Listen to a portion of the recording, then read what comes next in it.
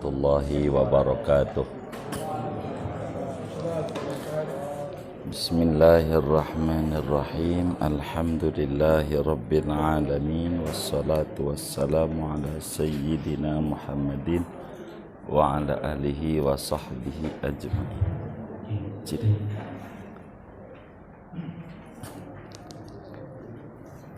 Bismillahirrahmanirrahim. Alhamdulillahi rabbil alamin.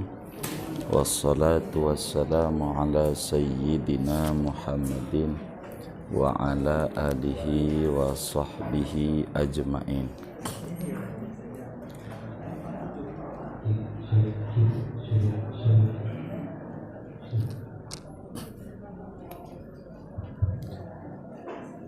Subhanaka la ilma lana illa ma 'allamtana innaka antal alimul hakim. Rabbi fanfa'na bima 'allamtana wa 'allimna ma yanfa'una. Amin Allahumma amin. Enggak kedengaran speakerin dari luar sana, ndak ada suara dia. Powernya aja. Saya butuh penggedeannya aja. Yang paham dibantuin.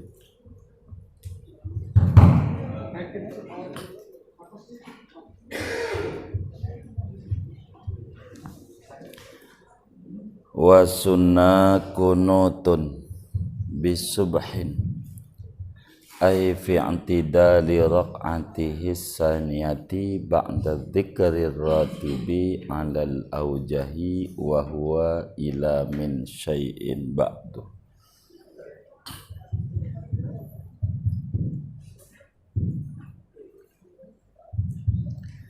Wasunnah dan disunnatkan kunutun oleh membaca doa kunut bisubhin pada salat subuh ay fi i'tidali raq'atihi saniyati, yakni pada i'tidal rakaat salat subuh yang kedua ba'da dzikri ratibi, sesudah membaca zikir yang baku, alal aujahi atas kaul mu'tamad, wa huwa ila min syai'in ba'du, yaitu zikir ratibnya sampai bacaan min syai'in ba'du. Wa'tidalin, nah ini bagus nih, wa'tidalin bi akhirati witri nisfi akhirin min Ramadan. Benar. Wa sunnah kunutun bisubhin, wa sunnah kunutun bisubhin, dan disunnatkan oleh membaca doa kunut bisubhin pada salat subuh ay fi i'tidali raq'atihi saniyati, yakni pada i'tidal rakaat salat subuh yang kedua ba'da dzikri ratibi, sesudah kunutnya, sesudah membaca zikir yang baku, alal aujahi atas kaul mu'tamad, wa huwa, dan dia zikir yang baku itu ila min syai'in ba'du, yaitu sampai bacaan min syai'in ba'du.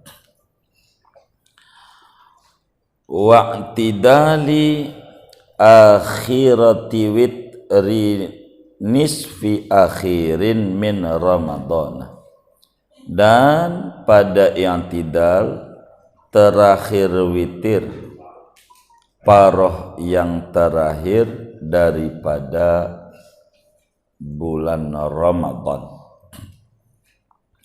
Lil ittiba'i, dalilnya karena mengikuti Rasulullah sallallahu alaihi wasallam. Wa yukrahu fin nisfil awwali ka baqiyatis sanati, dan dimakruhkan oleh doa kunut pada paroh yang pertama kabaqiyatis sanati, sama halnya makruh seperti setinggalnya tahun. Wa bisa iri maktubatin minal khamsi, dan sunnah kunut pada seluruh solat fardu daripada solat yang 5 waktu. Fi'tidalir raq'atil akhirati, pada i'tidal rakaat yang terakhir. Walau masbuqan qanata ma'a imamihi, sekalipun yaitu makmum masbuk qanata yang kunut oleh masbuk ma'a imamihi, bersama imamnya masbuk. Linazilatin, karena ada musibah. Nazalat bil muslimina, yang menimpa oleh musibah pada kaum muslimin.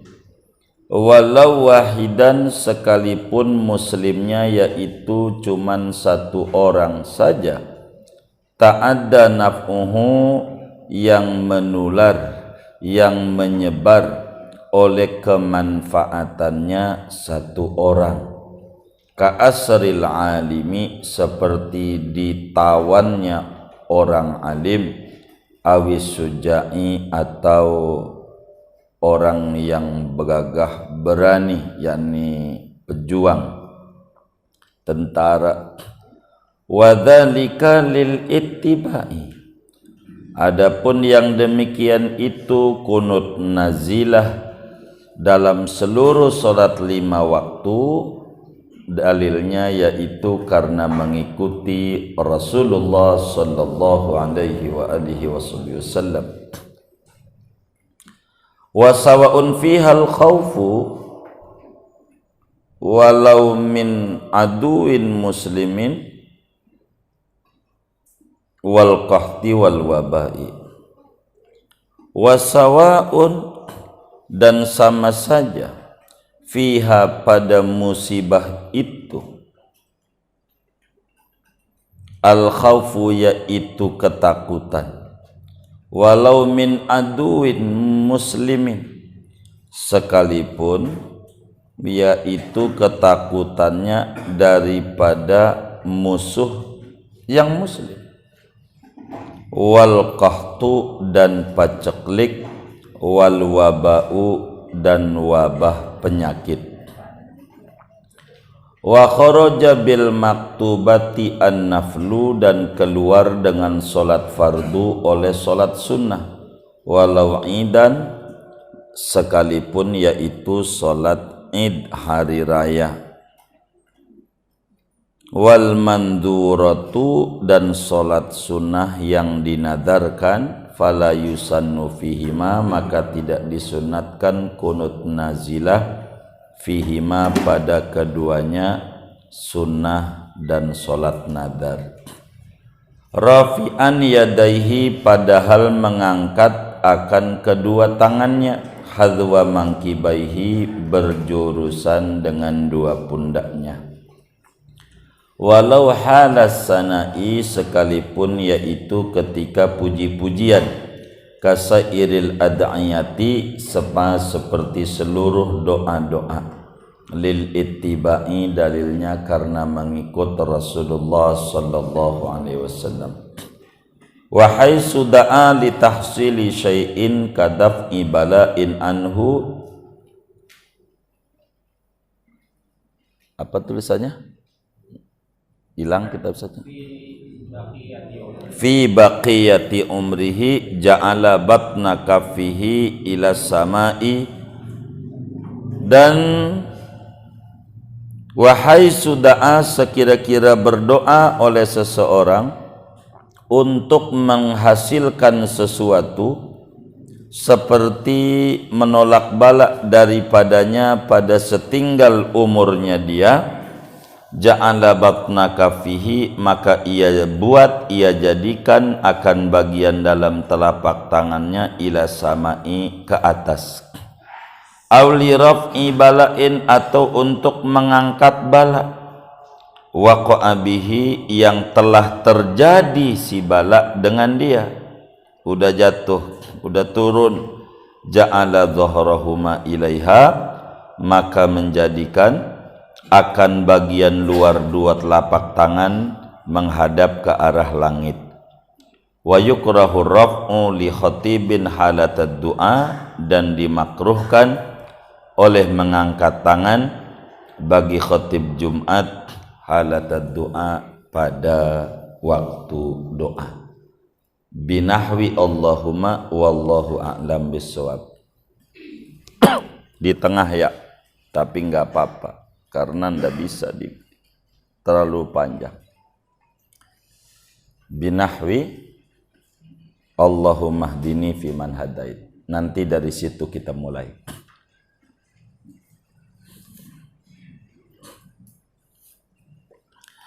Saudara-saudara sekalian, hal yang paling penting untuk diperhatikan dari sekian banyak ibadah adalah solat. Karena solat adalah paling tingginya ibadah wajib dari sederetan ibadah-ibadah wajib. Begitu juga solat sunnah adalah paling tingginya ibadah sunnah dari sederetan ibadah-ibadah sunnah. Berbicara solat ini ada rukun, ada sunnah, ada rukun solat, ada sunnah solat. Di dalam Fathul Muin ini dijelaskan bahwa rukun solat itu beliau menyebutkan angkanya adalah 14. Rukun solat ini dalam Fathul Muin menyebutkannya dengan secara singkat 14, kalau secara lebar 17. Ini singkat. Dan yang keenam, ini bahasan kita, adalah rukun solat itu i'tidal. Sudah dijelaskan pada pertemuan yang lalu tentang i'tidal, apa dan bagaimana, serta doa-doa di dalam i'tidal. Cuman dalam i'tidal ini ada beberapa sunat, adab-adab i'tidal, yakni sunat-sunat solat ketika kita i'tidal, yakni bangun dari ruku. Di antaranya adalah membaca doa kunut. Itu sunnat. Kunut. Apa itu kunut? Kunut ini secara bahasa maknanya banyak. Namanya disebut kunut itu lafaz mushtarak. Kunut itu kata-kata yang mononim, bukan sinonim. Jadi satu kata memiliki banyak arti di dalam bahasa. Sama seperti kata beruang, itu namanya kata mushtarak. Satu kata multi arti. Beruang bisa berarti hewan yang ada di Ragunan. Beruang bisa berarti banyak uang. Beruang bisa berarti banyak ruang. Jadi yang mana nanti dilihat. Itu namanya kata satu maknanya banyak. Kunut begitu. Kunut itu dalam bahasa maknanya banyak. Kunut satu di antara maknanya artinya kepatuhan. Kepatuhan, taat. Dalam Al-Quran pada surat Al-Ahzab, Ustaz Haji Sardi bagiannya, wal qanitatu lil qanitina. Wal qanitatu, dan perempuan yang kunut, wal qanitina, laki-laki yang kunut. Itu dalam kitab tafsirnya itu perempuan yang patuh sama Allah, laki-laki yang patuh sama Allah. Pada ayat itu tafsirnya. Artinya kunut maknanya patuh. Satu makna. Kedua, kunut itu maknanya adalah lama berdiri. Berdirinya yang lama. Dengan berdiri lama itu namanya kunut dalam bahasa Arab. Kata Nabi, afdhalus salat salatul kunut. Salat yang paling tinggi adalah salat kunut. Apa maknanya? Salat yang berdirinya lama. Dibanding kita salat 100 rakaat, cepat banget. Baca suratnya Yasin seayat. Ladhalin amin. Bismillah, Yasin, Allahu Akbar. Yasin, Allahu Akbar. Gitu doang, cepat. Timbang Yasin seayat doang. Ama orang yang sholatnya cuma 2 rakaat. 2 rakaat, rakaat pertama 15 juz, rakaat kedua 15 juz. Itu tinggian itu. Walaupun 2 rakaat. Ini namanya afdhalus salat salatul kunut. Salat yang paling tinggi adalah salat kunut, yakni salat yang berdirinya lama. Kunut yang kedua artinya berdiri lama. 3, kunut itu artinya doa. Dari bahasa itu yang masuk pada kajian kita yang ketiga. Doa. Sehingga kunut itu apa artinya? Doa. Kunut. Doa yang dibaca ketika i'tidal.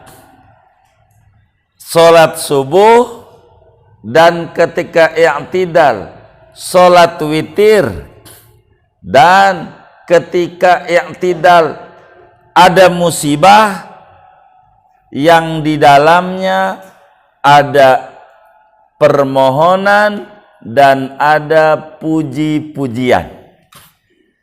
Itu dalam terminologi yang namanya kunut.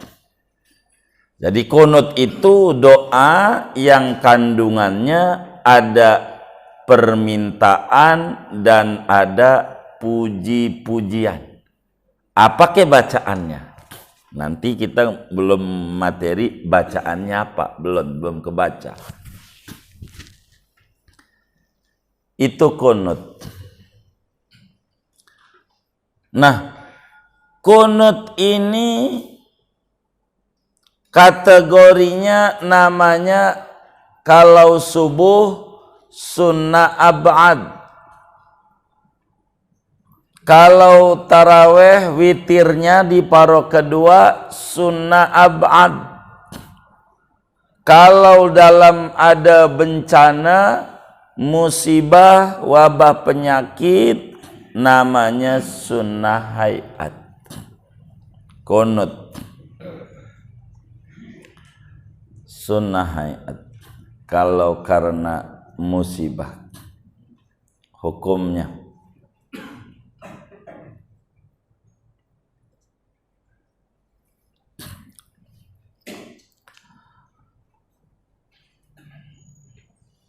kalau di subuh dan witir paroh kedua Ramadan namanya sunnah ab'ad. Itu apa ya? Sunnah ab'ad itu kalau di orang namanya kaki.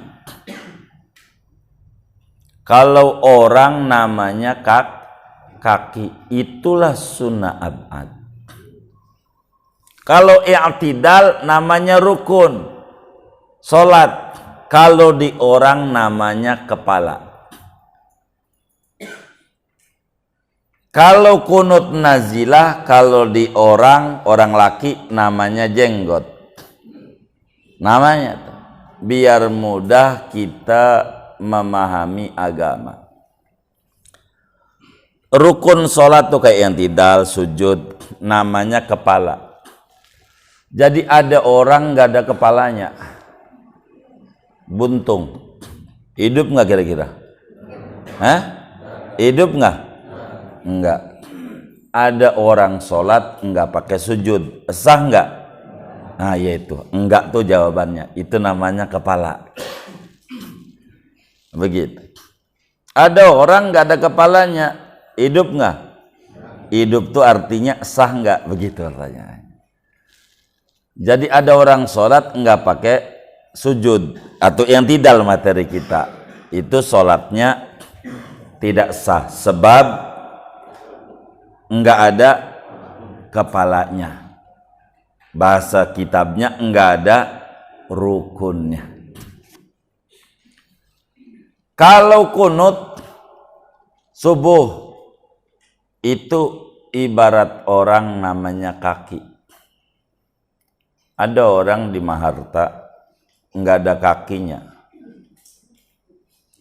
Itu masih dipanggil orang nggak? Orang bukan? Nggak ada kakinya. Orang bukan? Orang. Sempurna nggak? Kenapa nggak sempurna? Tidak ada kakinya. Ada orang sholat subuh nggak pakai kunut. Sah nggak sholatnya? Sah nggak? Sempurna nggak? Sempurna nggak? Kenapa nggak? Nggak ada kakinya. Nggak ada sunnah ab'adnya. Nggak sempurna. Kalau orang nggak ada kakinya biar sempurna dikasih apa kira-kira? Hah? Dikasih apa? Kaki palsu. Biar sempurna. Kalau orang sholat subuh nggak pakai kunut, sempurna nggak? Enggak. Biar sempurna dikasih apa? Sujud sahwi. Sujud sahwi itu menyempurnakan yang kurang. Yang kurang tuh jadi sempurna. Itu begitu. Jadi terserah kita. Semua ulama sepakat bahwa kunut, ntar diulasnya Bunda. Iya, biar enak. Iya, ntar diulasnya. Bunda catat saja. Jadi nanti dikomentari. Gitu. Jangan si Anu nih, biar rapi kajian. Jadi ilmu tuh kalau dilawan ngobrol, putus di hati itu, cahaya tuh. Nanti cahaya baru lagi. Jadi tidak netap. Kami aja minta izin yang telepon lama jawabnya. Kadang Bu Ramdhani SMS sore baru jawab. Saya lupa, kayak begini HP saya mati. Kadang di jalanan pulang dari sini lari-larinya Sopik ngejar waktu sampai itu masih mati. Habis dari situ saya lari ke Kebayoran. Jadi pagi sampai sore baru hidup. Saya ndak mau ilmu main-main.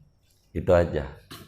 Saya harus fokus biar adab sama ilmu ini bagus gitu. Kurang lebih begitu. Kembali, seluruh ulama sepakat kunut tidak wajib. Tidak ada ulama bilang kunut wajib. Artinya kalau nggak kunut nggak sah sholatnya. Tidak ada. Tidak ada itu. Nah, kunut ini ada 3. 1 kunut subuh, 2 kunut witir paroh kedua Ramadan, 3 kunut nazilah. Ada 3. Sebetulnya karena kita ngomongin sholat aja nih rukun, jadi yai duluin. Sebetulnya yang sepakat seluruh ulama dari berbagai madhab, baik Hanafi, Maliki maupun Hambali, termasuk madhab Imamun al-A'zam al-Imam Syafi'i radhiyallahu anhu wa anhum ajma'in, kunut paroh kedua Ramadan, witir tuh, itu semua sepakat sunat. Nggak ada ulama bilang kalau di witir paroh kedua ini nggak perlu kunut. Nggak ada. Atupun ulama. Nggak ada. Yang diperbincangkan adalah kunut pada subuh. Itu diperbincangkan. Ada berselisih ulama. Kunut pada subuh. Kembali kitab kita mengatakan sunnah hukumnya membaca doa kunut pada sholat subuh, yakni pada i'tidal rakaat kedua subuh, dan baca kunutnya sesudah selesai membaca doa-doa i'tidal. Rabbana lakal hamdu mil'us samawati wa mil'ul ardi wa mil'u ma bainahuma wa mil'u ma syi'ta min syai'in ba'du. Abis ba'du baru dah kunut. Abis ba'du doa kunut. Enggak, saya habis rabbakal hamdu aja, enggak apa-apa, rada dikitan ganjarannya kan begitu, tapi enggak apa-apa, boleh. Karena yang tidak mau sholat sendiri, mau jadi imam, mau jadi makmum, sami Allah liman hamidah, kemarin udah terangin apa begini, kemarin udah dengan doa Rabbana lakal hamdu mil'us samawati mil'ul ardi wa ma bainahuma wa ma syi'ta min syai'in ba'du. Itu kunut. Nah, masalah di kunut subuh dalam madhab kita, madhab Imam Syafi'i ini, itu kunut subuh itu sunnah. Sunnahnya ab'ad.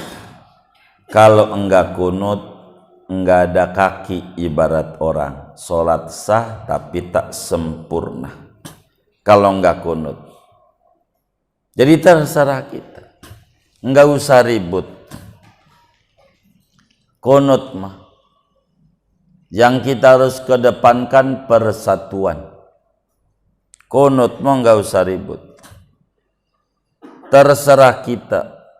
Kata kita, saya ini ganjarannya udah banyak, saya ini ganjarannya sudah banyak, lagi pengen ngurang-ngurangin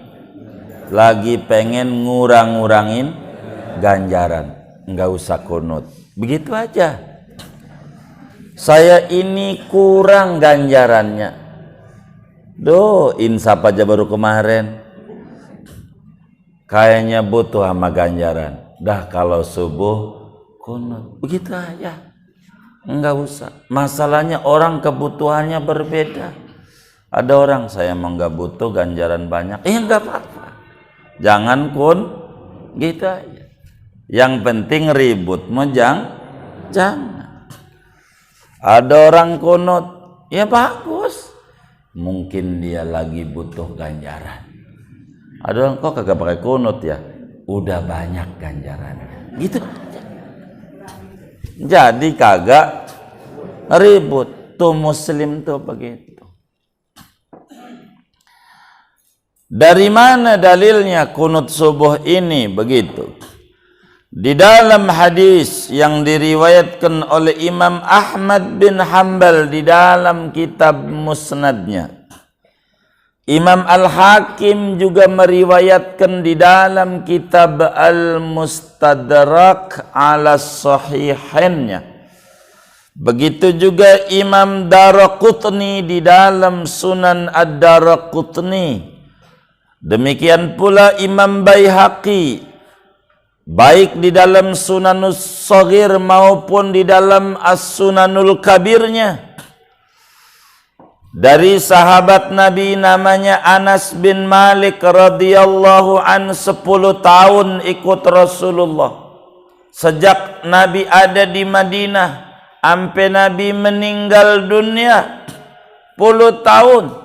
Nabi ada di Madinah 10 tahun, dan sejak Nabi injak Madinah Anas selalu ikut Nabi. Kata Anas, mazala Rasulullah sallallahu alaihi wasallam yaqnutu fil fajri hatta faraqad dunya. Rasulullah sallallahu alaihi wasallam itu tidak henti-hentinya, yakni selalu kalau subuh, sholat subuh pakai kunut sampai meninggal dunia. Yang ngomong sahabat Nabi, teman kita bid'ah. Iya, bid'ah. Jangan marah. Kan yang ngomong sahabat. Ikut Nabi 10 tahun. Dia ikut Nabi enggak juga. Dia bilang bid'ah, jangan marah. Kalau gitu, loh, sembarangan bid'ah, jangan. Kalau bilang bid'ah, iya bid'ah, ente adapun kunut hukumnya iya bukan. Jadi enggak usah susah, enggak usah tengkar. Bukan akhlak Islam untuk tengkar. Itu begitu. Kunut kalau subuh cuman ada memang nih subuh nih yang terkesan kunut subuh itu enggak ada. Banyak nih dalilnya, banyak banget. Abu Hurairah, dah banyak sahabat-sahabat, Abu Bakar, Umar, Utsman, Ali, semuanya punya. Cuman ada namanya Abi Malik, Tariq Al-Asja'i. Al-Asja'i nanya sama abaknya. Jadi Tariq bin Malik Al-Asja'i, dia nanya sama abaknya. Dia bilang, ya abati, sallaita khalfa Rasulillah sallallahu alaihi wasallam wa Abi Bakrin wa Umar wa Utsman wa Ali fi hahunak fi Kufah khamsa sanawatin ahum yaqnutuna fil fajri qala ay bunayya muhdas. Hadisnya sahih. Sahih. Sebagaimana hadis yang Anas yang diriwayatkan oleh Imam Ahmad, Imam Hakim, Imam Baihaqi, Daraqutni, kata Imam Baihaqi, sahih hadis. Hadis ini Malik ini ada di dalam Sunanut Tirmidzi. Imam Tirmidzi riwayatkan. Ibnu Majah juga di dalam Sunan Ibnu Majah riwayatkan. Dan banyak. An-Nasa'i di dalam Sunan An-Nasa'i. Bahkan An-Nasa'i ini menarik. Ada ulama di Mekah, Syekh Ali Adam. Kitab saya belum nyampe, An-Nasa'i. Saya minta sama anak Mesir. Beberapa santri kita ada di Mesir. Tolong beliin kitab Sarah Nasa'i. Kemudian kita belum nyampe yang ngarang wafat, yang ngarang ulamanya 2 minggu berarti sekarang 2 minggu Syekh Ali Adam adanya di Mekah. Nyarahi Nasai namanya Zakhiratul Uqba, 50 jilid segede Quran tuh. 6 jutaan lah kitab itu. Di Nasai ada. Beliau tulisin panjang itu. Sayang banget kitab belum saya bedai gitu. Kitabnya belum nyampe sampai sekarang. Moga empal-empul masih di laut ini. Begitu juga Imam Ahmad ada dalam musnadnya. Kata Al-Asja'i, wahai Abah, sama bapaknya, qad shallaita khalfa Rasulullah. Abah kan pernah jadi makmumnya Nabi. Abahnya juga pernah jadi makmumnya Abu Bakar, pernah jadi makmumnya Umar, pernah jadi makmumnya Utsman, pernah jadi makmumnya Ali. Di sini bah, di Kufah, kan Imam Ali pusat istana negaranya di Kufah, Abu Bakar di Madinah, Umar Madinah, Imam Ali di Kufah. Kan jalan-jalan sampai Turki Utsmani kan begitu.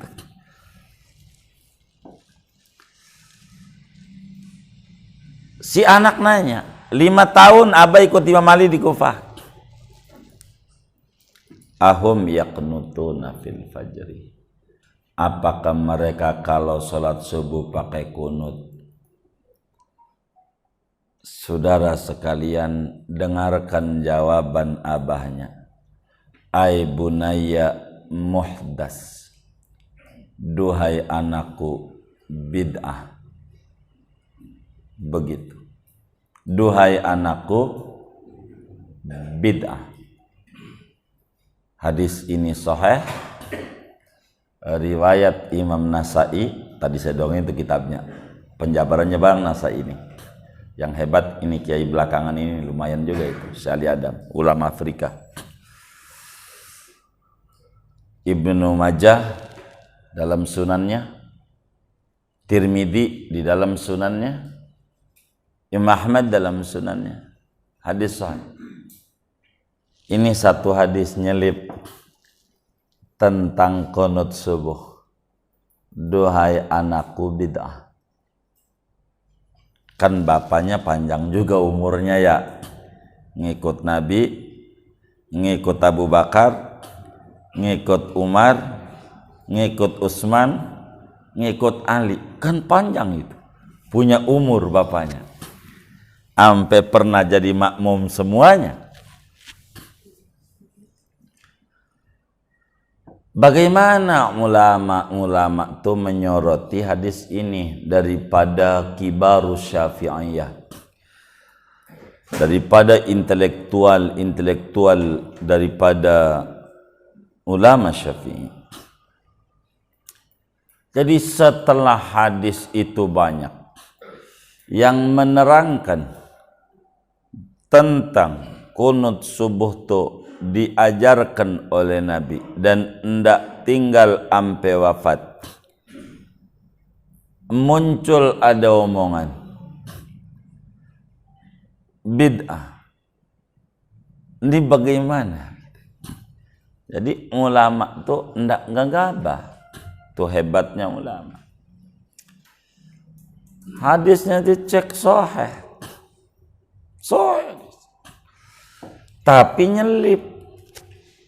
Orang banyak, puluhan, 10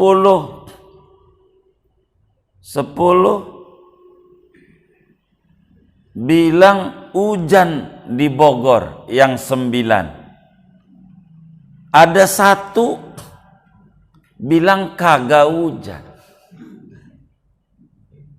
Begitu. 1 bilang kagak hujan di Bogor, 9 hujan. Kira-kira saudara benerin yang mana?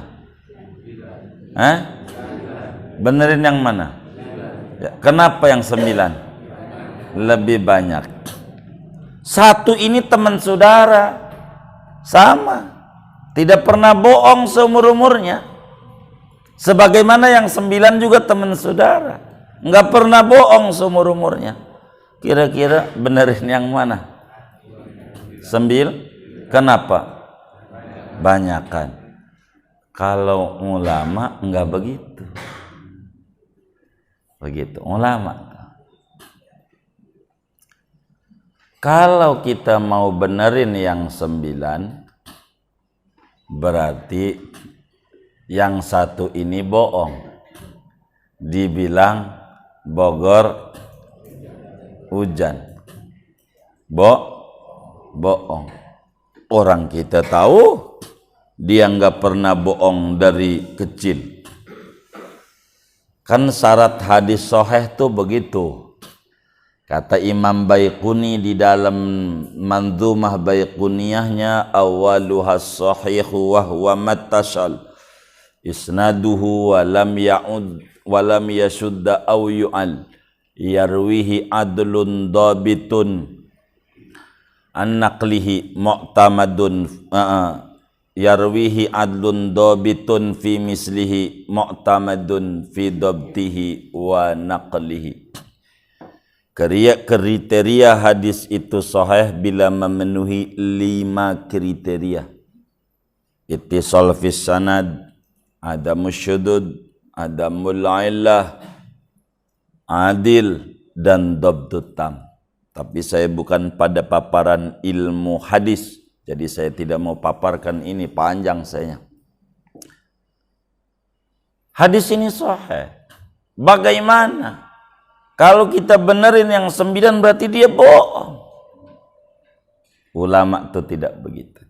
Ditanya, kapan ente bilang hujan? Hei temen yang 9, bilang enggak hujan kapan? Bilang enggak hujan sore maghrib. Ente bilang hujan kapan? Jam 12 malam. Jam 12 mana? Itu ulama. Jadi ulama tuh bijak, tanya dengan detil. Jadi muanya benar nggak? Hah? Iya. Emang apa? Hah?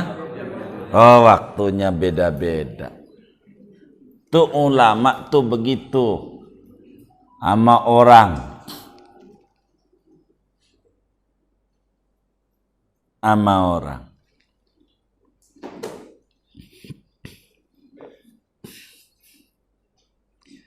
Bagaimana ulama menyorot hadis Al-Asja'i yang nanya sama dia punya abah, anta qad shallaita khalfa Rasulillah wa Abi Bakar wa Umar wa Utsman wa Ali ahum yaqnutuna fil fajr. Abah ini jadi makmum Nabi, udah pernah sholat di belakang Nabi, maknanya jadi makmum Abu Bakar, jadi makmum Umar, Utsman, Ali. Di Ali dia dongeng. Dalam riwayatnya tuh di sini di Kufah Ali tuh ada keterangan tambahan. Waktu di Kufah ngikut Imam Alinya begitu. Apakah mereka pada kunut kalau subuh? Abahnya langsung bilang, duhai anakku bid'ah. Para ulama enggak gampang. Nah, ini hadis palsu. Enggak begitu kan? Ulama tuh. Sahih hadisnya. Jadi bagaimana? Maka ulama dicek kenapa bapaknya ngomong bid'ah.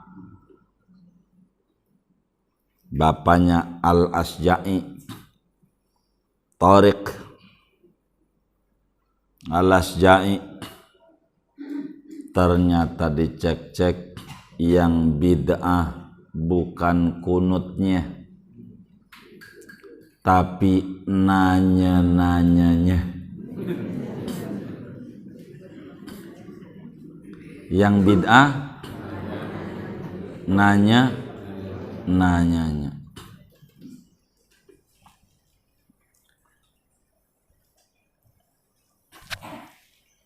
Ada orang waktu ada terjadi demo, presiden kemana?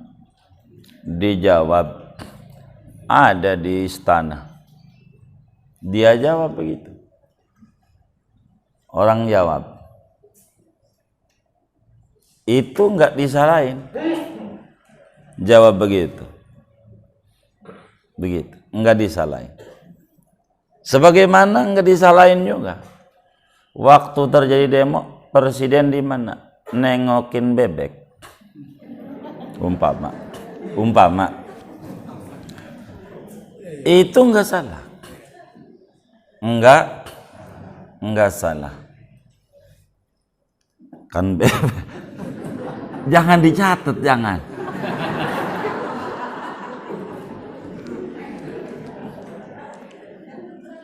Jadi begini saudara, bapaknya anak nanya, kunut Nabi Abu Bakar, Umar, Utsman, Ali. Ditanya oleh anaknya, si bapaknya jawab, kata bapaknya nih, kalau pakai cara kita nih orang Ciledug, orang Pondok Aren, cara kita, astagfirullah. Udah yang kayak begitu masih ditanya-tanya juga. Udah tahu Nabi kunut, Abu Bakar kunut, Umar kunut, Utsman kunut, Ali kunut, masih nanya juga. Kata bapaknya, akhirnya bapaknya jawabnya apa? Bid'ah. Nanya mulu, ngerjain kagak. Oke. Maka kata bapaknya, bid'ah. Yang bid'ah apanya? Nanyanya. Jadi bertentangan gak dengan hadis yang banyak? Enggak. Jadi namanya dikompromikan. Namanya di dalam Jam'ul Jawami, Al-Imam As-Subki tuliskan terkait dengan usul fiqih dan qaid Syafi'i ini, idza ta'aradan nassani fa in amkanal jam'u jumi'a li'annal jam'a aula min ilgha'i ahadihima. Bila ada dua keterangan agama, apa Quran, apa hadis, nampaknya kontradiktif, yang atu ke kiri, yang atu ke kanan, enggak kompak, enggak satu, maka solusi pertama kompromikan. Enggak usah pakai disalahin, pakai aja dua-duanya. Yang 9 bilang enggak hujan, maghrib. Yang atu bilang hujan jam 12 malam. Kenapa? Karena memakai dua-duanya lebih bagus daripada mematahkan yang satu, memenangkan yang satunya. Begitu. Ada juga ulama yang punya alasan, ini kan bapaknya Al-Asja'i ini bilang kagak ada. Ada juga yang kayak begitu cara jawabnya. Yang lain bilang ada. Masa 9 sama 1 menang 1? Begitu. 9 sama 1 menang 1. Kan gak mungkin. Begitu. Ada juga yang kayak begitu. Begitu. Itu kunut. Tapi saya mau, walaupun dalam madhab kita Imam Syafi'i sunat, saya tertarik dengan kalimat Imam Ibnul Qayyim Al-Jauziyah di dalam kitab Zadul Ma'adnya. Beliau bilang, mengikuti gurunya Ibnu Taimiyah juga dalam Fatawi Ibnu Taimiyah, ini madhab Hambali nih, orang-orang Hambali. Ya wis, kunut itu doa. Orang yang enggak demen kunut aja nih enggak demen kunut nih, tapi bijak. Ibnul Qayyim Al-Jauziyah dalam kitab Zadul Ma'ad, ada kitab Fi Hadi Khairil Ibad, lumayan itu, hampir 6-7 jilidan itu ya, gede itu. Bagus, ulama-ulama Hambali ini. Kata beliau, kunut itu doa. Orang doa bagus, tapi enggak kunut enggak apa-apa. Kata beliau tuh, bijak. Nggak usah ribut, jangan ribut mulu perang. Apalagi sekarang udah mulai maulid, ntar perang dalil lagi. Maulid di tengah-tengah pandemi, hukumnya apa? Ntar muncul begitu lagi. Repot, rame di grup. Hah? Nggak usah, beda. Lagi zaman begini nih, nggak usah. Ada yang satunya, justru zaman begini kudu doa, baca sholawat biar diangkat. Ya benar juga. Yang satunya, ndak usah. Zaman begini, ini bakal mengundang klaster baru. Ndak usah. Iya baik, tapi bagaimana besok minggu main sepeda? Jadi minggu mah. Ini bagaimana? Enggak klaster baru ini. Ada nggak yang kayak begitu tuh? Enggak ada, alhamdulillah. Enggak ada. Takut ada doang. Begitu.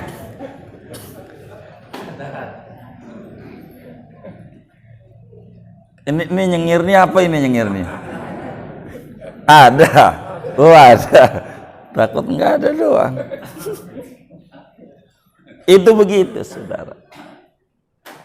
Kunut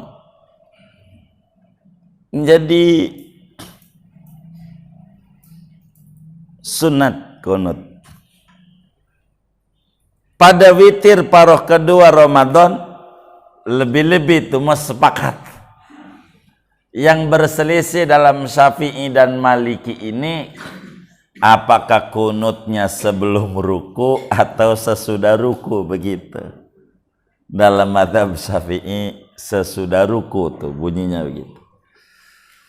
Karena hadis Abu Hurairah sesudah ruku, yakni ketika yang tidak. Imam Malik mah sebelum ruku. Tapi kunut. Tapi sebelum ruku. Biasanya di Arab tuh begitu tuh. Jadi kunutnya sebelum ruku lama dulu begitu. Ada begitu. Tuh kayak begitu. Kalau di Ramadan sepakat ijma ulama itu kunut sunnah, yakni paroh kedua tuh. Kalau paroh pertama enggak ada, makruh kunut. Pokoknya witir enggak ada kunut.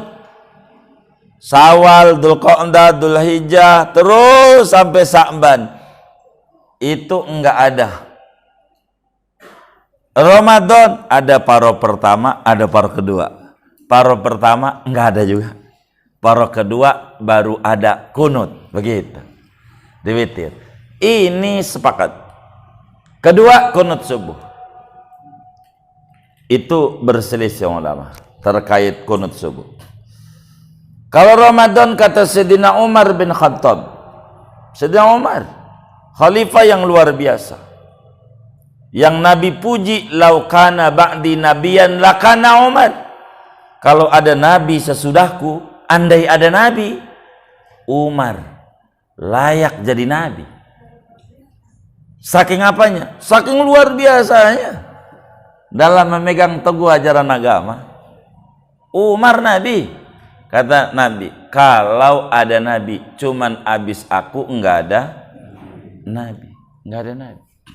Makanya yang di Indonesia tuh pintar diputer-puter. Penutup nabi. Dulu Ahmad Musaddiq ada ngaku nabi.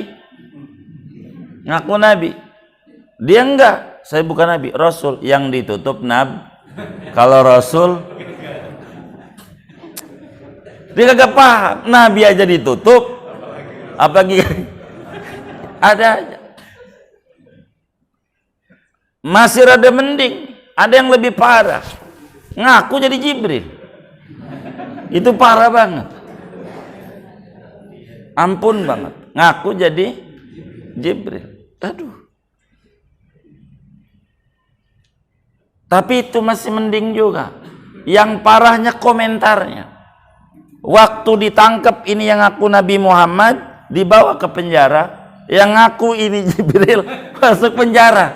Ditanya, Jibril, Muhammad, kamu pernah ketemu Jibril enggak? Enggak ketemu. Bagaimana? Jibril enggak pernah ketemu sama Muhammad.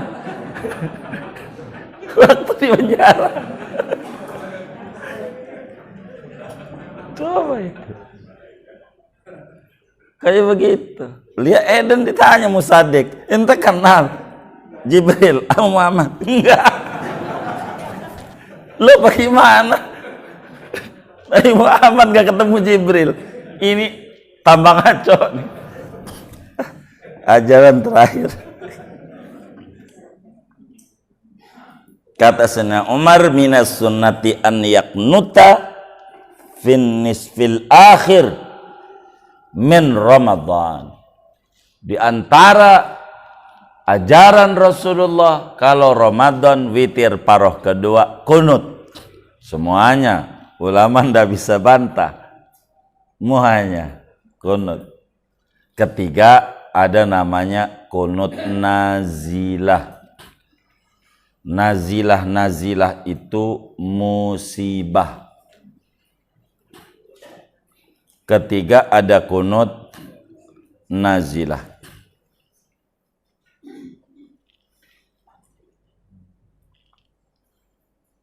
Kunut musibah.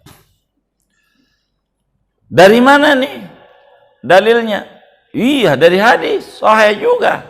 Imam Baihaqi dalam kitab Sunan Baihaqi, Daraqutni dalam Daraqutni, Imam Ahmad dalam Musnadnya, Imam Hakim dalam Mustadraknya, dari Sayyidina Anas bin Malik radhiyallahu an, kata beliau, kana Rasulullah sallallahu alaihi wasallam yaqnutu syahran yad'u ala ri'lin wa usayya wa dhukwan summa tarakah.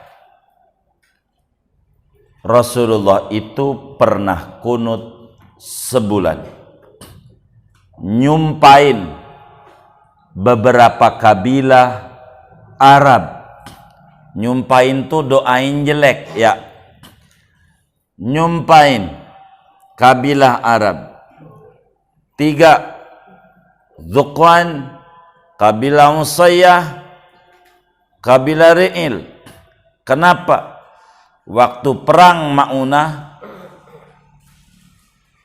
yang diincer ulama, di mana ulama-ulama itu langsung aja kriminalisasi. Itu Ri'il namanya. Ri'il. Yang benar-benar tangkap. Lebih sadis daripada koruptor. Ri'il nih, Ri'il. Begitu.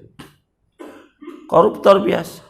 Tapi kalau ulama luar biasa diperlakukannya. Sampai khususnya para penghafal Quran, bukan sekedar dituduh dia radikal, dibunuhin. Ini Ri'il kerjaannya kayak begini nih. Ri'il kabilahnya, yang model begini nih. Apaan? Jangan ditafsiri, jangan. Itu begitu, mati para penghafal Quran. Nabi nangis banget, nangis banget. Ya Allah, yang dibunuhi pinter banget milih. Yang hafal-hafal Quran semuanya pada dimatiin. Quran kan belum dibukuin waktu itu, belum jadi mushaf, masih di dada-dada. Nangis Nabi sebulan. Nabi, Allah mal'an ri'lan wa dhukwan wa usayya. Ya Allah, laknat itu orang, jauhkan dari rahmatmu tuh kabilah tuh yang luar biasa, yang dipilih ulama-ulama aja gitu Nabi sebulan. Kata Anas, sumataroka. Ada juga orang yang bilang kunut subuh sih nggak bid'ah, enggak. Cuman Nabi itu kunut sebulan doang. Nabi itu kunut sebulan. Habis itu ditinggal. Dia nggak paham tuh. Yang sebulan tuh kunut apa namanya, begitu. Dia nggak paham. Jadi baca hadis separuh. Wong lanjutannya nih kata Anasnya habis ngomong ini, Nabi kunut sebulan. Nyumpain beberapa kabilah Arab lantaran membunuh ulama dan ngincernya ulama yang hafal Quran. Kiai mulu yang ngincer. Maka Nabi kunut sebulan, sumatarokah, kemudian meninggalkan. Ada yang bilang ninggalin kunut. Ini namanya ngarang-ngarang.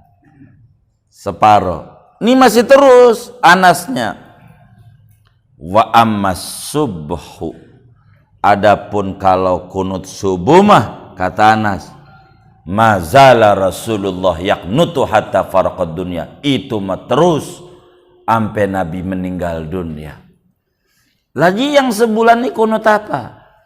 Ulama baca ini namanya kunut nazilah. Kalau kunut nazilah mah temporer.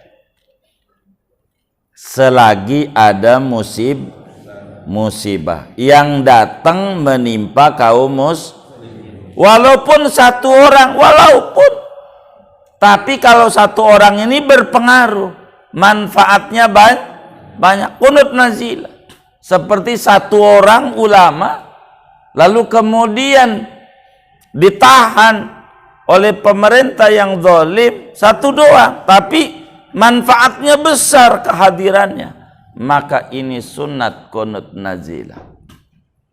Atau satu pahlawan tentara besar ahli strategi ditangkap, emang begitu caranya yang dijegal yang pinter-pinter.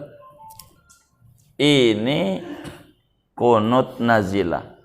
Begitu juga ada ketakutan, ada wabah kayak semacam corona nih. Wabah yang rada tidak ngerti. Maka masyarakatnya disebut sekarang nih kehidupannya new tuh kalau kata orang tanah kusir baru. Arti new tuh baru. Normal tuh waras. Jadi baru iya.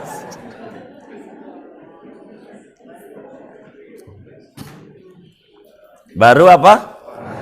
Gimana enggak dikata baru waras? Seorang ibu-ibu repot banget udah pagi mandiin anak-anaknya, dikakein seragam, pakai tas sekolah kagak, copot lagi. Habis foto, copot. Dikata waras, rada-rada. Dikata rada-rada, namanya new normal. Ada enggak? Enggak ada, alhamdulillah. Takut ada doang. Yang kayak begini ini kategorinya OTG. Namanya apaan? Orang tampak gila. Tampak gila. Ini zaman akhir. Nggak ya begitu.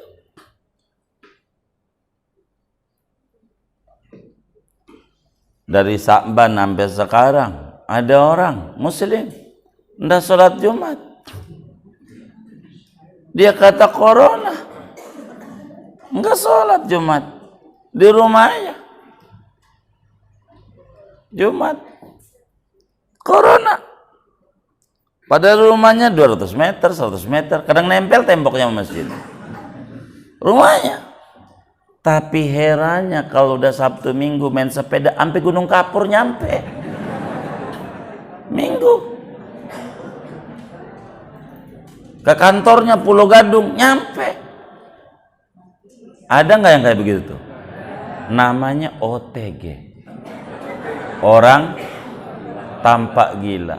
Agama masjid gudang penyakit. Kalau tempat Car Free Day mah tempat rahmat. Loh iya itu. Ke masjid kagak, mancing mau jalan terus. Ada nggak lakinya kayak begitu, Bu? Nggak ada, alhamdulillah. Tenang, Bu, alhamdulillah nggak ada.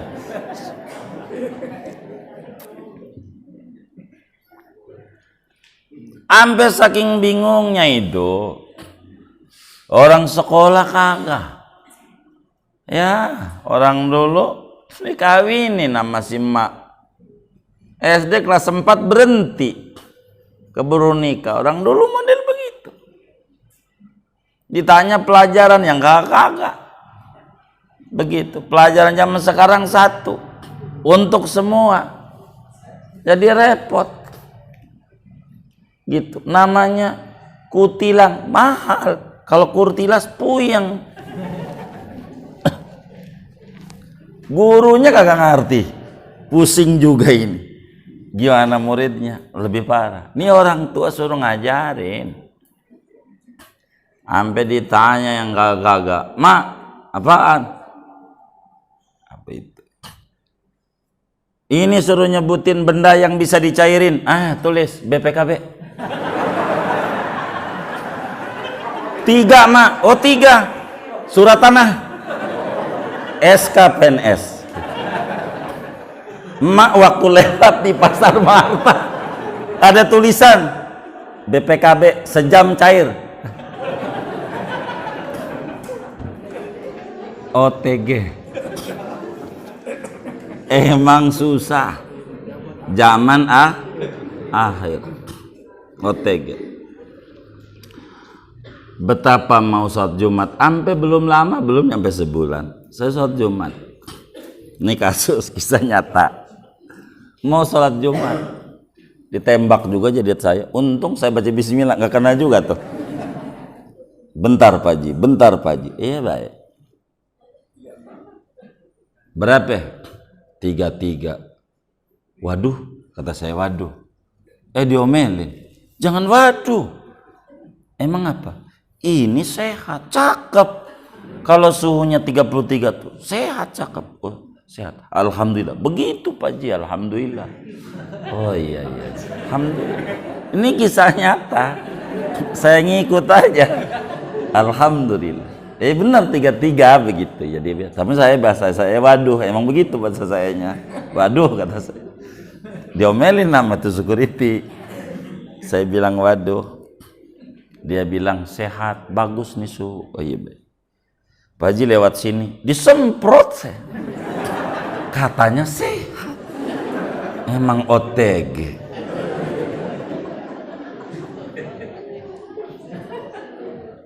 Bingung juga. Tapi ya senurut aja. Begitu pulang Jumatan ini nggak keburu, udah waktu. Mas, sampai masjid renggang. Ini ngapa ini renggang? Corona. Aduh katanya tadi sehat. Emang pengurus masjid ini repot juga. Kata saya, ada masjid-masjid tuh. Karpet pakai digulung, banyak. Masjid-masjid. Saya nggak tahu di atas ini digulung apa kagak. Coba. Itu yang namanya karpet. Katanya coronanya nempel di karpet. Sebab nggak ada rumah sakit corona karpet, nggak ada. Ngeri kalau sampai dia positif karpetnya. Makanya karpetnya kudu digulung, takut positif apaan? Corona. Apanya? Karpetnya. Dan rumah sakitnya belum ada. Rumah sakit karpet. Jadi karena corona ini adalah terbang-terbang,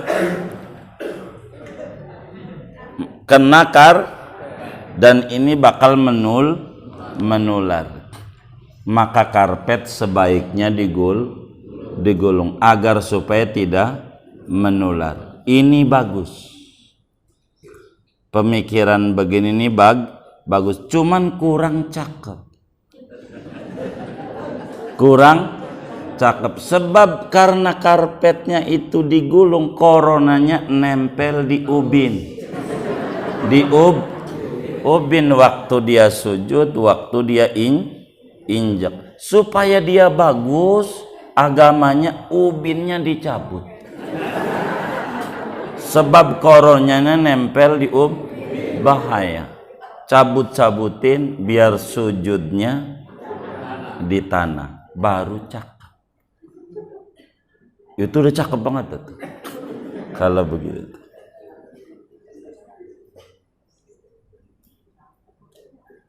Cakep.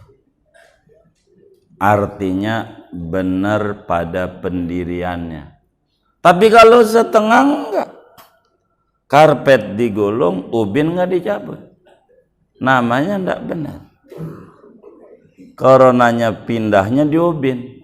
Mana orang itu bawa sajadah udah 7 mulut belum dicuci, bawa ke masjid. Waduh, coronanya tambah banyak, repot. Cuman ini mengurangi keimanan. Orang masuk masjid itu selamat, udah wudhu, kadang udah mandi kayak Jumat segala macam. Bagus. Masjid itu khairul biqa, sebaik-baik tempat.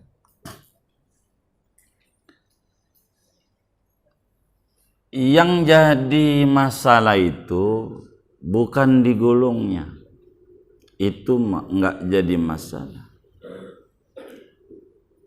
Yang jadi masalah adalah bila yang wakafnya udah mati, kuburannya gelap. Kenapa gelap? Karpetmu digulung, jadi nggak ada yang make. Oh baik, kalau begitu saya tuntut yang gulung-gulung. Merbot ketakutan, karena bakal dituntut. Kata marbotnya, sayanya ada yang nyuruh, maka marbot bakal nuntut. Jadi siapin ganjaran yang banyak bagi pengurus masjid yang karpetnya digulung. Siapin. Karena dia minta sumbangan sama masyarakat, ngomongnya ganjarannya ngalir, Pak, ngalir. Kalau ngasih karpet dipakai ruku sujud dapat ganjaran. Dia juga yang gulung, tanggung jawab kelak di hadapan Allah di akhir. Siapa aja, di mana aja, itu begitu. Tidak begitu dalam agama, tidak begitu. Enggak separah itu. Corona itu ada, dan kita percaya. Jangankan corona sebagai virus yang bisa dideteksi dengan laboratorium, hatta malaikat detik ini dan insya Allah sampai kiamat, walaupun belum ada lab dan alat detektor di mana malaikat, kami percaya. Tapi bukan kayak begitu juga cara mengaturnya, sehingga menjadi orang new normal, baru waras. Suruh pakai masker, dulu bisa dilihat yang pakai masker tuh yang sakit. Sekarang nggak bisa beda mana sakit mana sehat. Ini yang keluar dari hidung nih kotoran, napas yang keluar tuh, yang kita hirup oksigen bagus. Begitulah saudara, oksigen bagus. Yang kita hirup, yang kita buang buruk, kayak buang dari dubur, dari ini buruk. Kencing ditahan bahaya, ditahan bahaya. Ini kotoran. Yang masuk dari mulut bagus, ini bagus. Ini Maka kalau yang sakit disuruh pakai masker itu karena supaya tidak menularkan kepada orang lain. Kalau yang sehat menghirup, ini bahaya. Dan saya setuju sampai sekarang dilarang pakai masker sekuba. Ya Robbana, sealfat aja gede sekuba.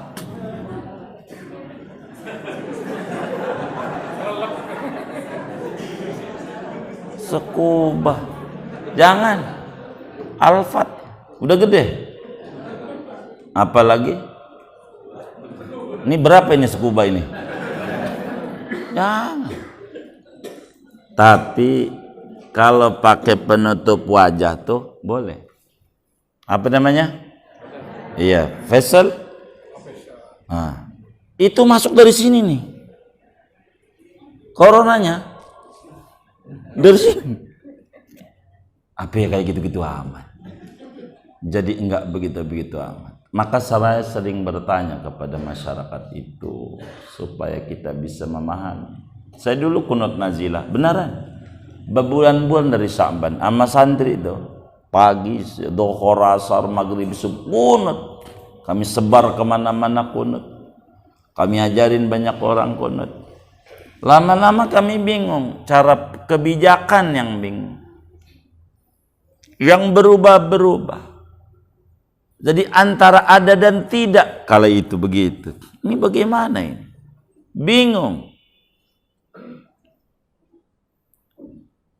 Kunut kita kunut karena disuruh. Fathul Muin juga bilang wabak tuh. Kudu kunut. Kudu kunut. Wabak tuh. Kudu kunut. Kunut nazilah, musibah. Cuman bingung penanganannya. Begitu. Orang ibadah rada repot, ditertawakan.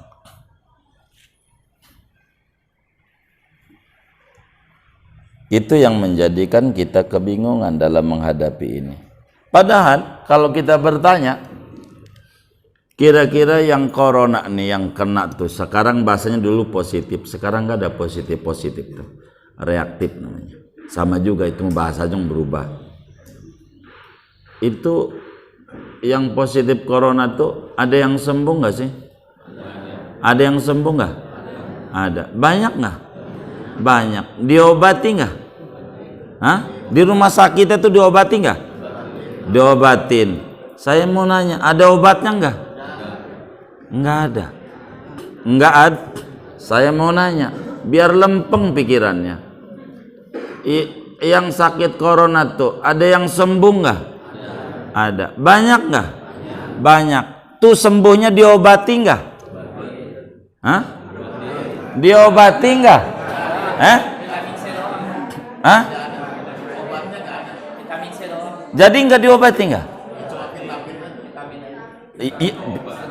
Vitamin bukan obat. Saya mau tanya, diobati nggak? Enggak. Nah, diobatin. Baik. Ada obatnya nggak? Ya ada. Dikasih aja obat itu yang dia nyembuhin tuh di rumah sakit tuh. Kasih masyarakat nih, kata dokternya, ini saya ngobatin pas ini sembuh, sebarin. Jangan ditahan. Obatnya nanti keluarnya Desember. Ada nggak? Ada nggak obatnya? Kapan dikeluarinnya? Ada nggak? Hah? Ada nggak? Ini saya tanya. Obatnya dikeluarinnya Desember. Berarti ada nggak? Ada. Yang belum ada apanya? Dikeluarinnya. Ini harus paham bahasa nih. Dikeluarinnya Desember. Berarti ada nggak obatnya? Ada. Yang belum? Nih, ada nggak? Kalau memang nggak ada obatnya, kata bapak, buat apa dia ke rumah sakit? Kalau memang nggak ada obatnya, nih jangan kita jadi new normal, jangan. Baru waras, jangan. Itu ada obatnya. Loh, nggak ada. Kalau nggak ada, buat apa di rumah sakit? Kalau nggak ada, bikin megel-megelin aja orang. Ada. Yang belum ada, yang disebut vaksin, bukan obat. Jadi sudah harus bedakan mana obat, mana vaksin. Obat ada. Kalau nggak ada obat itu buat apa itu? Sampai bulan-bulan di situ tuh ada obatnya. Yang sembuh ada nggak? Share di grup-grup majelis taklim. Si fulan sembuh hari ini sekian. Jangan yang mati. Kalau pengen bener, jangan yang mati. Yang mati mah ya Allah. Sebelum ada corona juga orang mati banyak nggak? Kalau diumumin dari Sabang sampai Merauke banyak nggak? Ratusan apa ribuan? Ribuan tiap hari. Iya. Jadi kita jadi dokter tuh harus bijak kalau kita dokter nih. Kenapa Pak Haji? Ini pinggang saya nih. Yang mana Pak Haji? Yang kanan.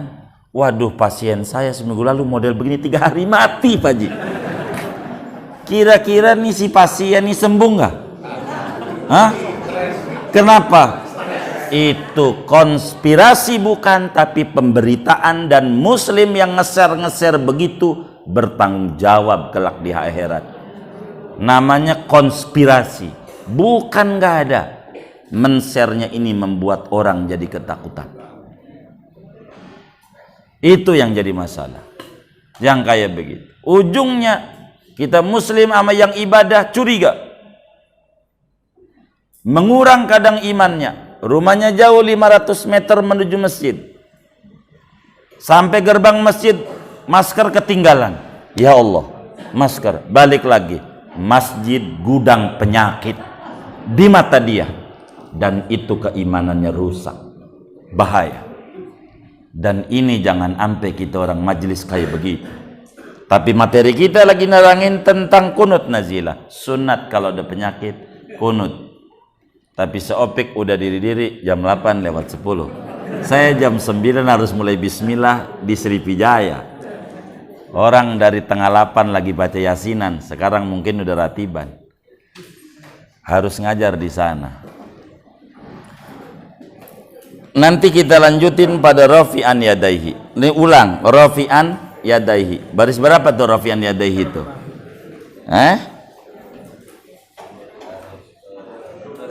Iya 7 dari atas katanya tuh. Jadi ala kulli hal kunut kesimpulan hukum 3. Ada kunut subuh, kunut witir, kunut nazilah. Kunut subuh dan kunut witir sunnah ab'ad, dan kunut nazilah sunnah hayat. Dan masih banyak materi-materi keterangan ke depan yang harus kita bedah pada materi ini.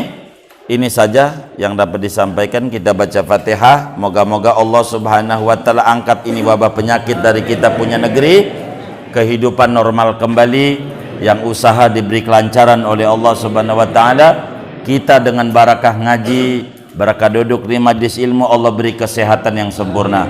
Sehat iman kita, sehat hati kita, sehat pikiran kita, sehat badan kita, sehat keluarga kita, sehat anak menantu kita, sehat keuangan kita, sehat dagangan-dagangan kita, sehat usaha-usaha kita, sehat perusahaan kita. Semoga semuanya diberikan rezeki yang luas oleh Allah yang barakah untuk ibadah kepada Allah, ketetapan iman dan Islam, meninggal dalam keadaan husnul khatimah. Amin. Al-Fatihah.